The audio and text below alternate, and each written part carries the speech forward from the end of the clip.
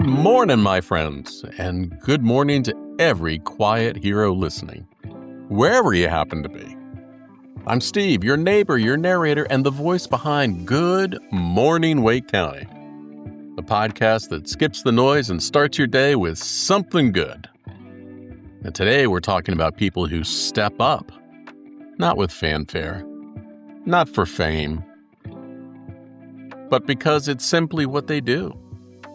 You'll meet a teen in New Zealand, printing his way towards possibility, a red-tailed hawk with a flair for entrances, and a Raleigh grandmother who's outrunning the odds.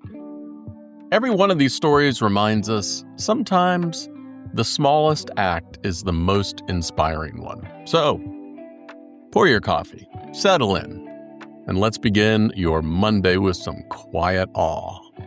Oh, and here's your dad joke for the day. Do you want to hear a joke about construction? Well, hang on till the end because the punchline's still under renovation.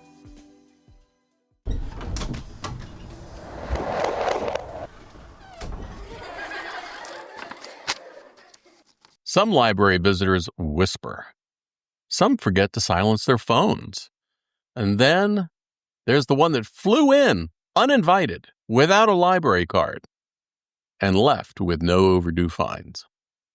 It happened in Morrisville, North Carolina, where summer reading took a wild detour. On a Monday morning, just as the very hungry caterpillar was finishing his snack parade during toddler storytime, a juvenile red-tailed hawk soared through the front doors of the library. Startled readers ducked. Kids gasped. And the hawk?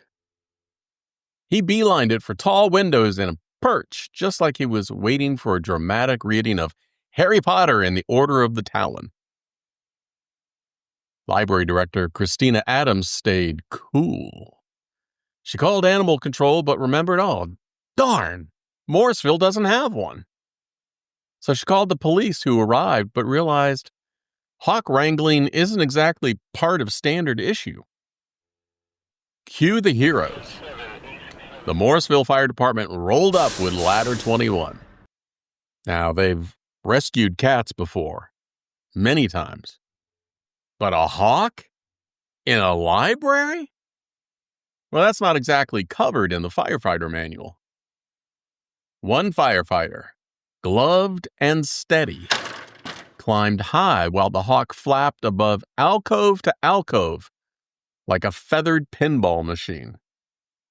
Someone online joked he was spotted in section 598. That's the Dewey Decimal Code for birds. Eventually, the hawk paused, and the firefighter reached out. And down the ladder they came together, from 15 feet up. Outside in the sunlight, the hawk was released. There was a hush. And then he launched, climbing high into the sky. As a pilot, I can appreciate a smooth departure and a happy ending. Later, the fire department posted, despite not having a library card, the hawk made himself quite at home among the stacks. No overdue fees. You don't always know why something wild flies into your day. Just be ready with a ladder, a little kindness, and maybe some good gloves.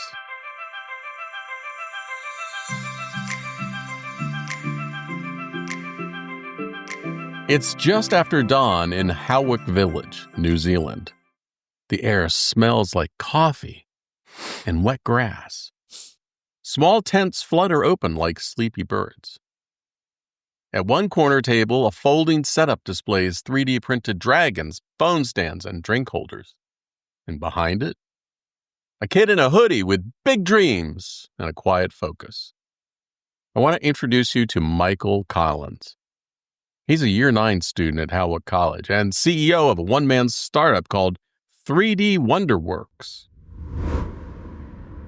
When money got tight at home, Michael didn't complain. He got curious. What can I do? He tried welding first, but that fizzled. It was an idea that didn't stick. Too expensive, too risky. So he pooled his birthday money and bought a $150 3D printer. Friends asked for toys. Classmates wanted accessories. Michael printed, delivered, collected, and reinvested. Soon he'd saved enough to buy a $700 printer. It was cleaner, faster, and smarter. Now he sells at Howick Village Market on Saturdays and Clevedon Farmers Market on Sundays. Some items go for $50. It's not just pocket money anymore. He's building a brand.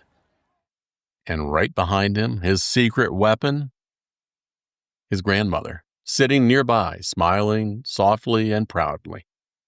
She doesn't need a business degree to know what grit looks like. Isn't it something that a $150 printer and a grandma's thermos could become the scaffolding for a dream? And when Michael's not printing, he's training to be a UFC fighter. He splits his time between Brazilian Jiu-Jitsu and Muay Thai and Judo. He's grappling with Judo moves and business margins and winning at both. With the money he's made, he's already bought himself an electric bike. Next goal, a $1,000 printer. After that, he wants to start a food business.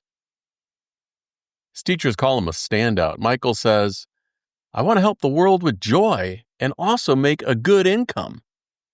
Wow, that's an idea I think we can all get behind. He's not waiting to be told what matters. He's building that truth layer by layer out of plastic, purpose, and perseverance. He's not just printing trinkets, he's printing possibility.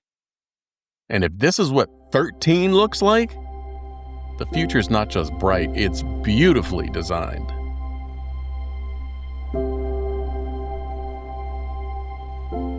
Some folks count years and birthdays.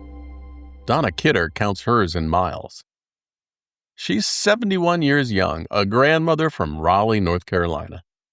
She's run 7 marathons, windsurfed, cycled, practiced martial arts, a human Swiss Army knife with sneakers.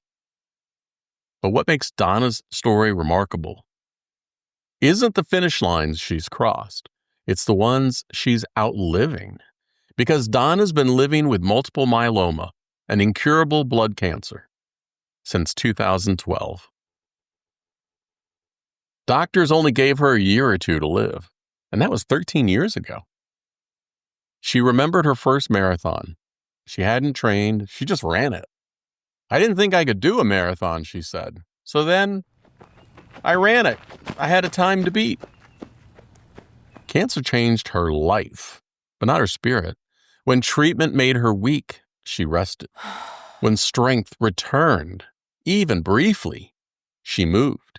She traveled, she laughed, she walked, and then ran. This past year, she worked her way back up. Now she runs 2 miles a day. Just a bit slower than before, but really, who's counting? In 2023, she began a new treatment that reprograms her own cells to fight cancer. So far, it's working. No chemo, no sickness, just medicine and miles of trail ahead. And Donna says something that makes you pause. "I'm living past my expiration date." She doesn't know how long this will last, but she's not waiting, she's living. When you're at your lowest point, she says, find the positives in your life and the people around you. When you look back, you'll see this wonderful life surrounded by wonderful people. That kind of outlook, it'll carry you farther than any marathon. And what about that dad joke, that construction joke I shared with you earlier? The joke was, "Do you want to hear a joke about construction?" The punchline, "I'm still working on it." It was bad.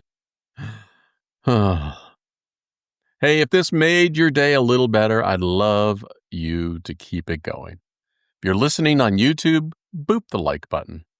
Subscribe. If you're on Apple Podcasts, do me a solid. Go to the show homepage and look for the review section at the bottom of the page. Tapping those 5 stars takes just 3 seconds. and it tells the algorithm this was worth listening to. I know you might not do it, but I'm watching you. Giving me a review helps more folks find their way here. And you can always find me at tapyournews.com. You can send in a story idea, a kind note, or just say hi. Hey, take care now. I'll see you tomorrow. And until then, keep your eyes open. Good neighbors are everywhere. Stay awesome.